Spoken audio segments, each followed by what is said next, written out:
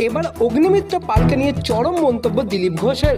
BJP নেত্রী অগ্নিমিত্র পাল লোকসভা ভোটে প্রার্থী হওয়ার সময় নির্বাচন কমিশনে দাখিল করা হলফনামায় সম্পত্তির যে হিসাব দিয়েছিলেন তাতে প্রায় কয়েক কোটি টাকার সম্পত্তির গড়মিলের অভিযোগ উঠেছে।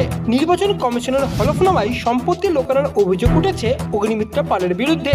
আর এই নিয়ে বিতর্কের মাঝেই মুখ খুললেন রাজ্যের বিজেপির প্রাক্তন সভাপতি দিলীপ ঘোষ। অগ্নিমিত্রের বিরুদ্ধে ওঠা অভিযোগের বিষয়ে দিলীপের মন্তব্য, আমি জানি না সত্যি কি মিথ্যা, তবে কমিশন যদি জানতে চায় অগ্নিমিত্রা তার সঠিক তথ্য দেবেন। বহু জনের ক্ষেত্রে এই সমস্ত অভিযোগ আসছে, নির্বাচন কমিশনের হাতে আছে বিষয়টি, তারা ঠিক করবেন কি হওয়া উচিত। তবে এখানেই শেষ নয়, দিলীপ ঘোষের আরো সংযোজন, বলতে পারছি না কে বা কারা অভিযোগ করছেন। ভিতরের লোক বাইরের লোক, রাজনীতিতে অনেক রকমের যোগ সাজস থাকে, কেউ না কেউ করে দেয় অভিযোগ।